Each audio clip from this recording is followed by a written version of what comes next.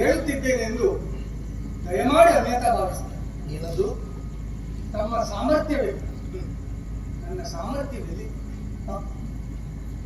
ಮೆಹತಾ ಪಾನಿ ಫಿರ್ತಾ ಜೋಗಿ ಕಬೀನ ಮೇಲ ಹರಿಯುವ ನೀರು ಅಲಿಯುವ ಯೋಗಿ ಎಲ್ಲೂ ಒಂದು ಕಡೆ ನಿಲ್ಲ.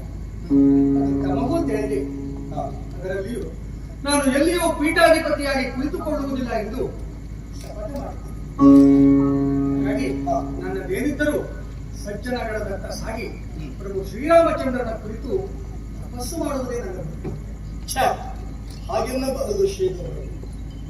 ನಾವು ತಮ್ಮಿಂದ ಅಂತಹ ಮಾತನ್ನು ನಿರೀಕ್ಷಿಸಲೇ ಇರಲಿಲ್ಲ. ತಾವು ಶ್ರೀಮಠವನ್ನು ಮುನ್ನಡೆಸುವುದಕ್ಕೆ ಸಮರ್ಥರಿದ್ದೀರಿ ಎನ್ನುವುದಾಗಿ ನಮ್ಮ ಅಂತರಾತ್ಮ ನಡೆಯುತ್ತಿದೆ. ಯೋಚನೆ ಮಾಡಬೇಕಾದ ಅಗತ್ಯತೆ ಇಲ್ಲ. ತಮ್ಮ ಸಾಧನೆಗೆ ಬೇಕಾದ ವ್ಯವಸ್ಥೆಯನ್ನ ಈ ಶ್ರೀಮಠದಲ್ಲಿ ಮಾಡಿಕೊಡಲಿಕ್ಕಿದ್ದೇವೆ. ಬೇಕಾದ ವ್ಯವಸ್ಥೆಯನ್ನು ತಾವು ಬಳಸಿಕೊಳ್ಳಬಹುದು. ಯೋಗ್ಯ ಏಕಾಂತವನ್ನು ಒದಗಿಸುತ್ತೇವೆ. ನಿಮಗೆ ಬೇಕಾದ ಸಾಧನೆಯನ್ನು ಕೂಡ ಮಾಡಬಹುದು ಶ್ರೀಧರ. ಸರಿ ಗುರುಗಳೇ, ಸಂಸ್ಥಾನದ ಚಿತ್ತ. ಆದರೆ ಒಂದು ಮಾತು ಗುರುಗಳೇ. ಏನದು? ನನಗೆ ಸಜ್ಜನಗಡಕ್ಕೆ ಹೋಗಬೇಕು ಅನ್ನಿಸಿದಾಗ ದಯಮಾಡಿ ಅಪ್ಪಣೆ ಕೊಡಬೇಕು. ಶ್ರೀಧರ್ರೆ, ಈ ಶೀಗೇಹಳ್ಳಿ ಮಠ ಇದು ನಿಮ್ಮದೇ ಮಠ. ಈ ಮಠದ ಬಾಗಿಲು ಯಾವಾಗಲೂ ತೆರೆದಿರುತ್ತದೆ. ತಾವು ಏನೇ ಸಾಧನೆಯನ್ನು ಮಾಡುವುದಾದರೂ ಇಲ್ಲಿಯೂ ಮಾಡಬಹುದು. ಇಲ್ಲಿಂದ ತೆರಳಿ ಎಲ್ಲಿ ಹೋಗಿ ಕೂಡ ಮಾಡಬಹುದು. ಮತ್ತೆ ಈ ಮಠ ತಮಗಾಗಿ ಕಾದಿರುತ್ತದೆ ಶ್ರೀಧರ. ಶ್ರೀಧರ, ತಮ್ಮೊಂದಿಗೆ ಒಂದು ವಿಷಯದ ಕುರಿತು ಚರ್ಚೆ ಮಾಡಬೇಕು ಎನ್ನುವುದಾಗಿ ಯೋಚಿಸಿದ್ದೇವೆ. ಹೇಳಿ ಗುರುಗಳೇ. ತಾವು ರಾಮಾರಾಧಕರು ಎಂಬುದು ನನಗೆ ಗೊತ್ತಿದೆ.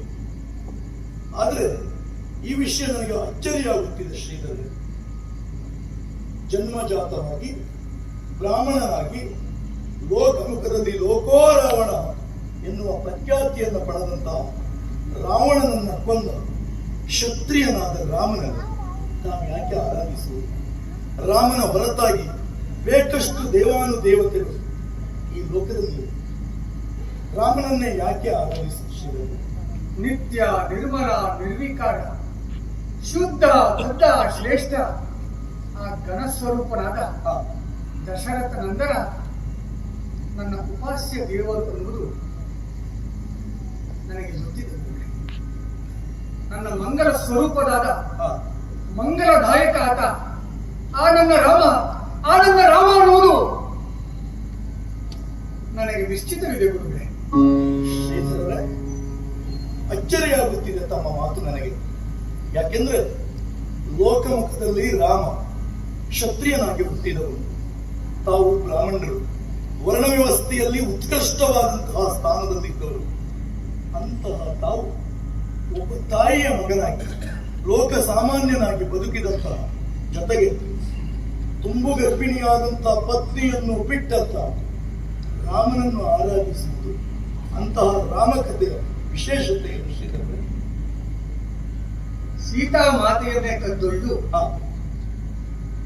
ದಾನವರ ಕೂಟವನ್ನೇ ರಚಿಸಿ ರಕ್ಕಸಿ ಪ್ರವೃತ್ತಿಯನ್ನು ನೆರೆದ ಆ ರಾವಣ ಜನ್ಮತಃ ಬ್ರಾಹ್ಮಣ ಅನ್ನುವ ಒಂದೇ ಕಾರಣಕ್ಕಾಗಿ ಆತನನ್ನ ಪೂಜಿಸಬೇಕಿದೆ.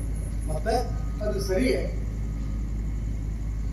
ಅಶ್ವತ್ಥಾಮ ಪ್ರಚಂಡ ಬ್ರಾಹ್ಮಣನಾಗಿ ಬ್ರಾಹ್ಮಣ ಕುಲೋತ್ತಮ ಎನಿಸಿದರು ಆತನನ್ನ ಶಿಶು ಹತ್ಯಾ ದೋಷಿಯಾಗಿ ಪರಿಗಣಿಸಿದ್ದಾರೆಯೇ ವಿನಃ ಆತನಿಗಾಗಿ ಗುಡಿ ಕಟ್ಟಿ ಪೂಜಿಸಿದ್ದನ್ನ ತಾವು ಎಲ್ಲಾದರೂ ನೋಡಿದ್ದೀರ?